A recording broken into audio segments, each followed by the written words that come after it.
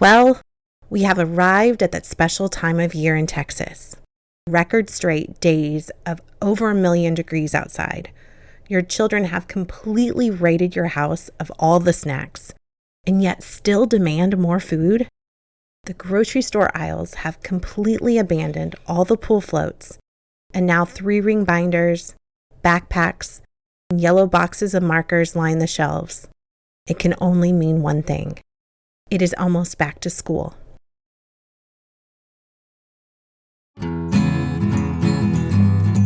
Welcome to Wondercast, a community collaborative podcast supporting families navigating the complexities of chronic illness.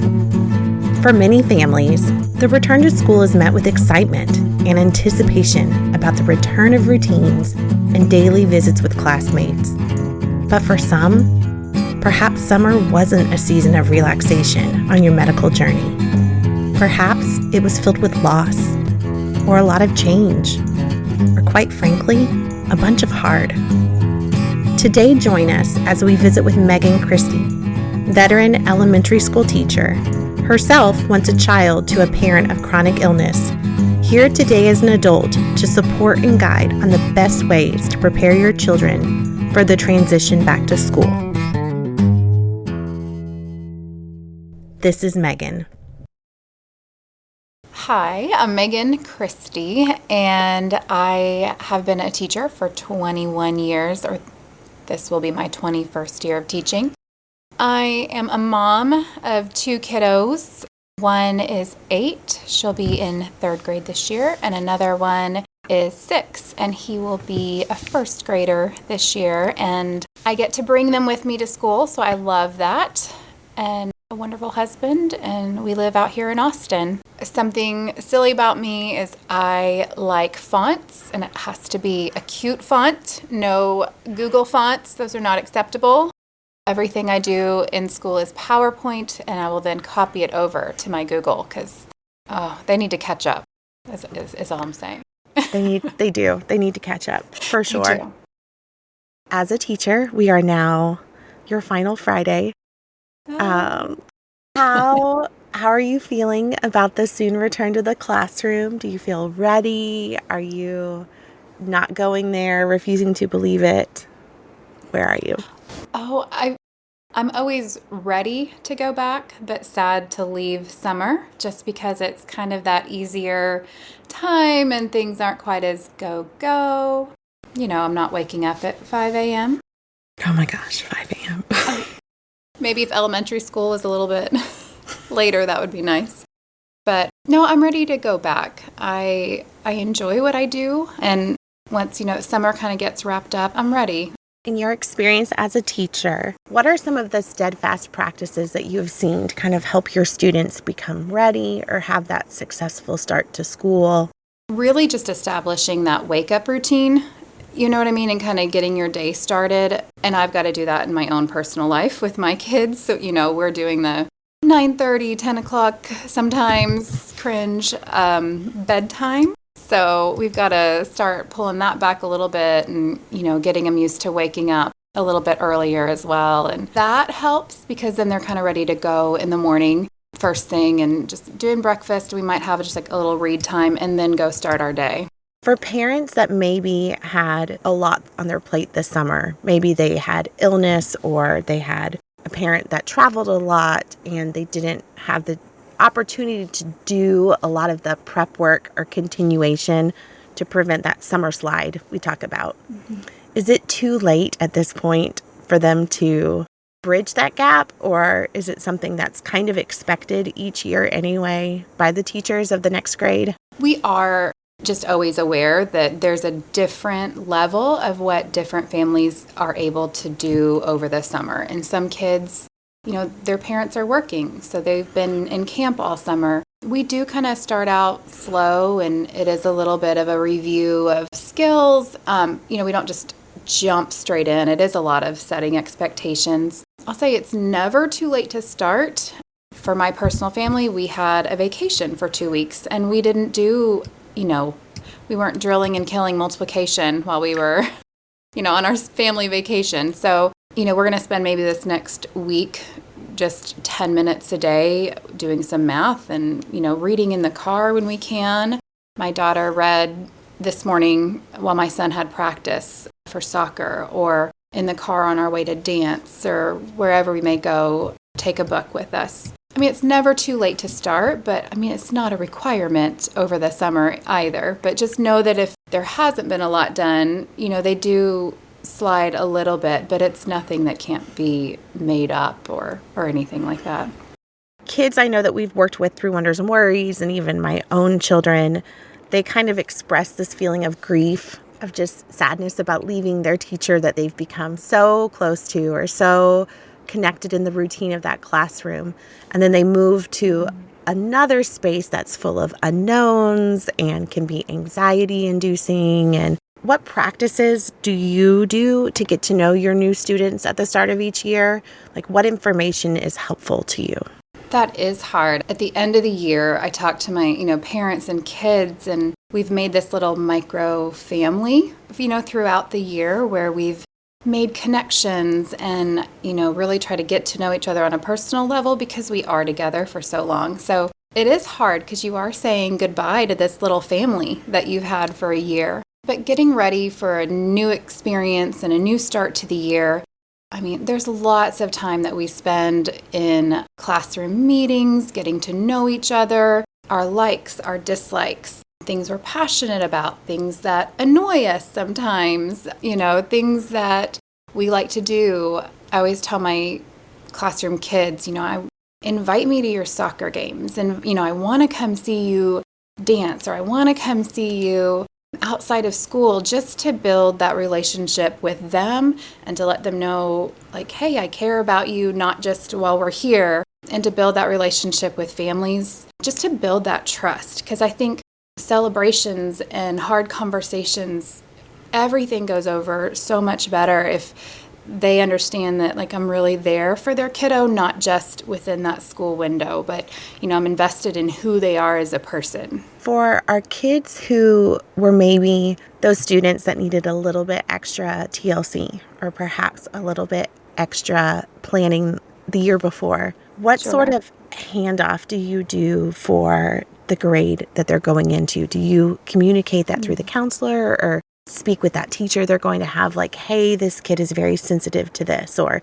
we have found this is this child's best working environment? Definitely, if your kiddo has something like a 504 set in place, or they have education, part of their education is served through special education, those conversations are very specific as far as what accommodations or modifications they receive. So I know all that. If they have something formalized like that, I know all of that going in. If it's more of like a heart and head kind of thing, like emotional kind of thing, that maybe they've seen our counselor about, she is amazing at kind of giving us, a heads up of, sometimes they just need a calming space in your room. And most of us at our school, we have like a spot where kids can go and just kind of take a minute. So she kind of knows that about those kids.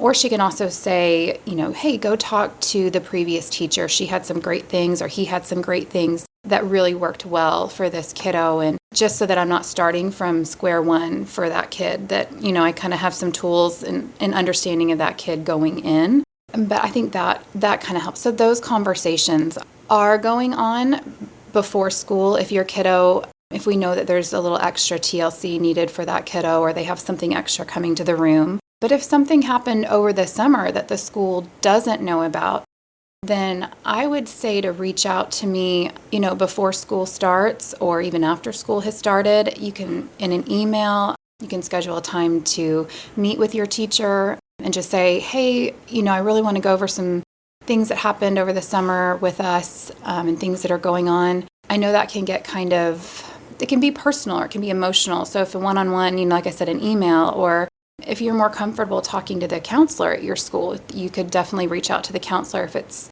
something that can be sensitive, that's hard to share. And then with your permission, the counselor could share that with me. With our population that this podcast serves, a lot of our listeners do have chronic illness in their family, or perhaps have been exposed to loss, maybe that has occurred from ongoing chronic illness that maybe became more aggressive or advanced or caused a death in their family over the summer, and they are returning now to school or maybe to a new school. Maybe they were transitioning to middle school or high school or to just even a new campus. It carries a weight of heaviness and worry that I know we can recognize as parents, but I'm sure extra so for those that are in that situation going to a new place. Obviously, talking to the counselor is great. I guess if they don't know their teacher, is it appropriate for them at Meet the Teacher to say, I'm going to send you an email, or there's something going on in our family, we're new, I would like to send you a communication. What is the best way to do that? Is that an appropriate space for that? I would say yes. I would say maybe, if like it's Meet the Teacher where at our school we have where we're dropping off supplies and that kind of thing. Just because it's such a private and personal conversation, I wouldn't want to look disinterested or that I didn't care or I wasn't giving my attention fully because there's so much going on. So yes, if you just said, hey, we had some things come up this summer and I just want to email you and let you know, just so that I knew to kind of be on the lookout for that, as well as I think be able to give you the respect in that conversation so that, does that make sense? That does, I wouldn't yeah. I wouldn't want to look like it didn't matter, but you're being pulled in so many directions, or I would want to be able to spend that time with you, with that parent. So yeah, I would say just give a heads up and maybe not have that full conversation right then, but I would hold off and do that. Either set up a time, say, can we meet, or in an email is fine. Again, sometimes sharing that personal stuff is hard and it's emotional. And so, yeah, I would say an email or can we talk on the phone even, give you a call. So little prompts and heads up are appreciated by teachers versus maybe the full conversation, because you're right. You don't want to come across disinterested or torn or... Right.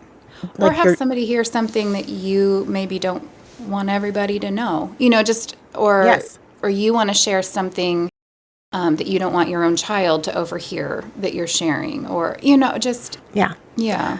The reason why I was excited to have you as my podcast guest is that you have been a veteran teacher. And I feel like new teachers are incredible in that they bring fresh insight and excitement and joyfulness to a teaching staff. But veteran teachers do come with experience level of seeing kids all day, through all walks of life, through all transitions in their family, from divorce to illness to death to everything. How have you seen over the years when a family is being impacted by illness? Does that show up in your students at school? The most recent thing I can remember is I had a family, I was actually virtual teaching, and their mom contracted COVID, and she actually passed away within months. I mean, I think January to April. It was just not much notice.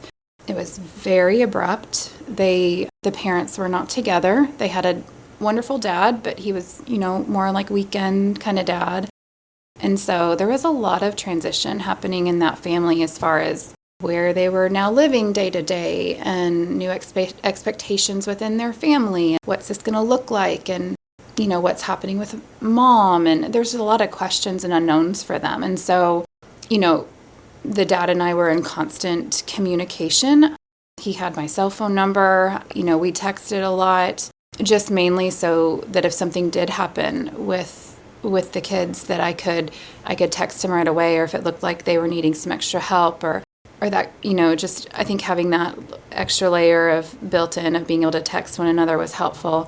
But sometimes I would see that they would look, a little bit more withdrawn. And so just knowing to give them their space and to be respectful that this is, what's going on at home is so much bigger than this math problem that's in front of us. So just making sure to be aware of the whole child, including, their family life. And that kind of goes with all of the kiddos, loss or, difficulty or not, that we're all coming into this space with different experiences. That one's extra hard to me just because you didn't have the physicality of that child in your space to be able to see them interact with their peers in a normal environment, because little kids speaking over the computer to classmates was not a normal environment at the time. That was very foreign. No, it wasn't. And that was too, like, we would meet on and off this, in class and out of class. And, just trying to always make sure I was respectful of what they wanted their peers to know. Because even as siblings, their comfort level as far as what their peers knew and what was shared was different. One was okay with people knowing that mom was sick and not doing well, and one wasn't is open with sharing that. And so the parents definitely knew, and so I think that a lot of them shared that with their kiddos, what they were going through, but it wasn't anything that we would, bring up or talk about unless they did. So as child life specialists, a lot of what we do, the work we do in children's hospitals, is advocating that communication bridge between schools and the hospital. Oftentimes, back when I was in my pediatric life at hospitals, if I had a child that I was supporting who had maybe an oncology diagnosis or a blood diagnosis or anything, we would set up a school visit where I would come to their classroom with them and help support them while they talk about what their illness is. Much like we say we kind of help children by teaching them about their bodies in the hospital, we kind of did that in a peer group setting. It's different when it's adults because kids are more apt to talk about why they don't have hair, why they have to have a port, or maybe why they have a wheelchair, or they to have this breathing machine with them. I feel like kids in general are a lot more protective when it includes their parent or their special loved one. Have you ever worked with kids who then were able to communicate to their classroom what's happening in their home life? Like, do they share about that, or do you find that they kind of hold that more closely to their chest? It's all the individual. I think some kids are more comfortable, like I said, with these two boys, the exact same situation, living the exact same, walk of life in that moment, but two completely different kids who were comfortable sharing one was comfortable sharing and one was not. If your kiddo is comfortable sharing and does want to be part of that conversation, what we talked about earlier about that first, email that's like, hey, can we share what's going on? Especially, I teach 4th grade. So by those older grades, if your kiddo is comfortable being in that conversation, and so I can talk with them and say, well, what are you comfortable about? What are you comfortable with the class knowing? Do you want this to be just between you and I for now? I think it's important so that they feel like they have a voice, if they're comfortable with that, to be part of those conversations as well. I know that our school programming does the program Capturing Kids' Hearts, where we kind of use that as a way to have some of these conversations or check-ins with kids. Correct me if I'm wrong, but is the premise of Capturing Kids' Hearts where you kind of also do like highs and lows, and is that sort of, do you start every day with that meeting space, or is that part of the program, or no? Feel free to correct me. It's definitely about building community within your classroom. Like our schedule this year isn't going to allow for a class meeting right at the beginning of the day, but we might do a check-in, at some point in the day, we'll have a check-in and we'll, tell me something good. So we share good things. It doesn't always have to be, good. Sometimes it's just something that we need to talk about. But there is a deliberate time where we kind of take that moment to kind of be together and talk about our day. Yeah, with Capturing Kids' Hearts. As a Girl Scout leader, I also meet with my Girl Scouts, and they become very comfortable with our group and sharing things that happen in their life, good, bad, ugly.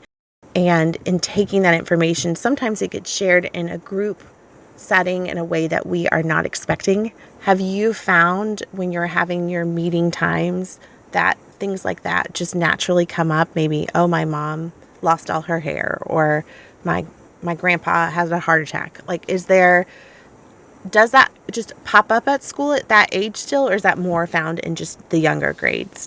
No, we do have those moments where it's, this happened to me, or, my grandfather passed away. Most of the kids at this age that I've had, it has been a grandparent or an aunt or something like that. And they do feel in that moment comfortable to share that. I would say most do, if they have something going on, will share that. A couple of them keep it a little bit more close to their chest. And I am thankful for those parents that have reached out. And even if, it is a grandparent, they've reached out, even just a quick email saying, hey, this is what's happening.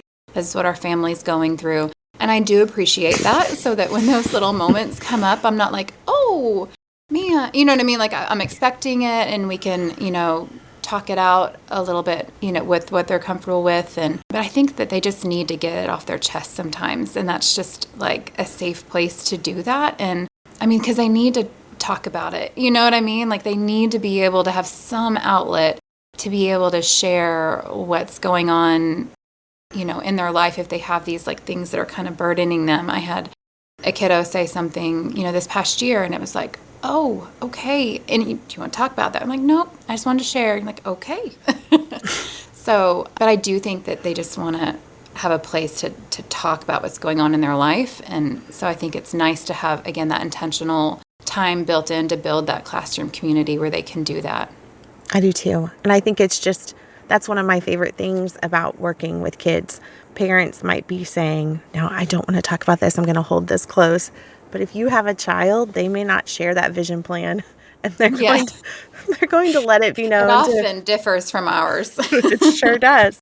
And when you think of just the hours a day that children are with their classrooms and how much during the school year, that really does become a little family to them of support and continuity and consistency. And it is. I mean, I sob at the end of the year because I'm like, oh, like this is, you built this little family, and now I've got to say goodbye to you.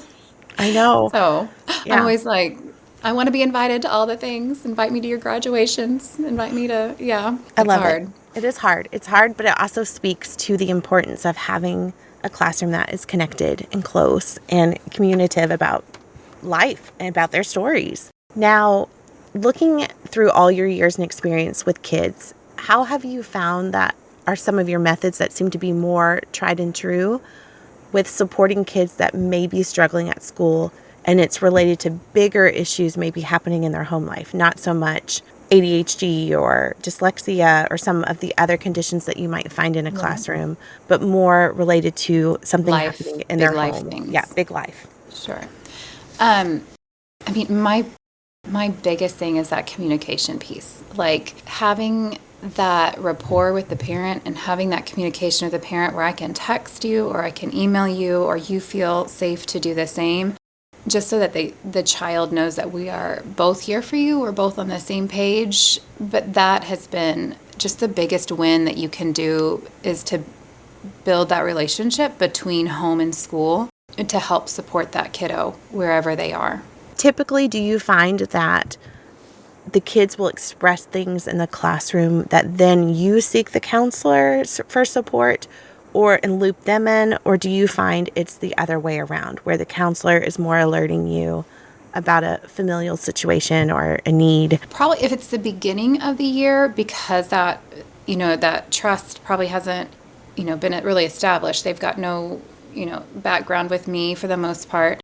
So if it's something coming into the year, a lot of times it would be the counselor kind of giving the heads up or having those conversations. But as we go through the year, it's more just typically like the parent and I having those conversations. One of the things we run into with Wonders and Worries is sometimes the parent may not be in a place in their own illness journey to have other adults know what's happening. And so sometimes there is that bridge to have to explain to them why it is so important to put safe people in their child's everyday school life who know, because then it helps them feel when they're having big feelings or they're having moments where they need to take a break, they know they have this safe person that knows everything and understands, and they don't have to go through the whole, this is what's happening at home. Sometimes, like you say, those big feelings, and if they need to have a place to go, or they need to have somebody who can really sit down with them in that moment and even just listen, or just be somebody to sit next to. Or I'm just thinking about our counselor at school, and she's amazing, where she will just come, everybody loves her. All the kids are probably hoping it's, that she's going to come and get them and take them away to her wonderful, happy place, because she's amazing. But I think that that's just one more place and one more person in their life that can be there and support them. And sometimes in the day-to-day of school in a way that I can't. I can't leave my 20 for long to go sit. I can sit in the hallway with them, but you don't want to sit in the hallway and sit on the floor and talk with me about big feelings. You know what I mean? To have a private place that they can go, that they can feel safe, turn the lights out, go sit in the beanbag, play with, some fidgets to kind of just decompress and have that moment. So I would say, I know it's hard. I'm speaking too as a kiddo who went through that with my own mom. When I was 13, she was diagnosed with breast cancer. And so I appreciate so much about what you do because I don't know anybody at school that knew that. And so if I had those, I'm crying. That's okay. That's okay. I'm a crier too. So if I had those feelings, I didn't have anybody to go to. And that makes a difference. It makes a difference to not know who your safe people are versus knowing that if I have a big feeling that comes, or we call them sometimes in our profession waves, right? Those waves of feelings that just are like an ocean. Right. It sweeps up and sweeps us away. If I am having a big wave of feelings, knowing that I have this care plan that's not necessarily a 504, that's not necessarily through IEP or special education planning, just knowing that this is my teacher knows, and we had one kiddo who they had a word that they used that was kind of their word to say, I need to go see the counselor. And it wasn't a word that was like, hey, I need to go see the counselor, because they were older and they worried about what their peers thought. So they just came up with a phrase with the teacher. For sure. And used that. And that was kind of their common language. For our high school kids, some of them have just a standing rule when I need a hall pass to go to the counselor. I just say to whatever teacher, because at that point they have 8 different teachers, just saying, this is the plan of care. It often comes through the counseling department. And our plan of care includes, if this student comes to you and says bananas, it means they need to come see me, and they have your permission, no matter what's happening, to leave the classroom and come to me. I feel like that communication within the school department is so important too, because it helps this child know that I don't have to carry it anymore. And everyone knows without me having to communicate to 8 different teachers or 3 different teachers or 5 different teachers. They get to communicate for me, and they all know. That is so important that that's set up. And I love that's something that's happening now, because there's so much going on the day-to-day. And as you're talking about, like, as the kids are getting older with 8 different teachers, the fact that they're all on that same page and that they can all be there to support that kiddo and how they need it, I think that's incredible. Yeah, it shows how communication has come so far. What would you say has been you may not have any, but do you have a great success story in working with anybody who maybe had a familial illness in their family? I would just say those 2 boys. I do keep track of them. I still text the dad from time to time, and how are they doing, and he gives me updates. And it was a big transition, and it was hard, and it was sad, and it was all the things. But they are coming out on the other side of that, and their relationship with their dad is that much stronger. Trying to see the good, in that, and they're doing okay, and so I like that, because I've been able to track them a little bit. You don't just lose family members; you love them forever. Yeah, we do. I know. I'm always like, okay, am I crossing a boundary if I'm emailing my parent group from last year and being like, hey, have a great start to the year. How y'all doing? No, I think it's great. Last question. Do you have any advice for a new teacher or an educator that's maybe listening on how they can go about getting to know some of their new students coming in the classroom?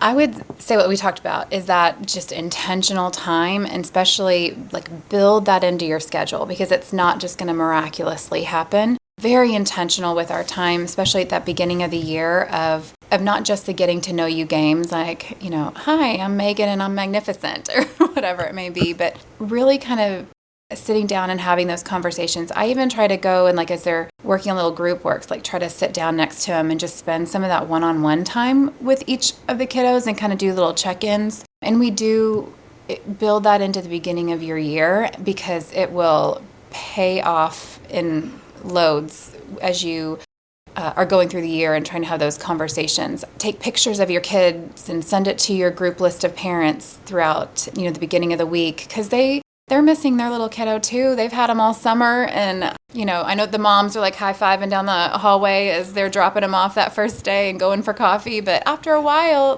they're missing them too. So I try to send like some pictures or just a lot of like front load your communication like crazy. I mean, not annoying, but but just enough where they feel comfortable emailing you back or calling you back because that they know that that's a precedent you're setting up. Teachers carry your children, those of you listening, they carry the weight of their world with them too every day. Love them. Yes. Even years later, you're still holding on and thinking about them and worrying about them because like you said, you're their little family. Thank you for tuning in to our podcast today. Please subscribe and continue to check back as our content is ever evolving. For questions or specific content-related requests, please send an email to podcast@wondersandworries.org.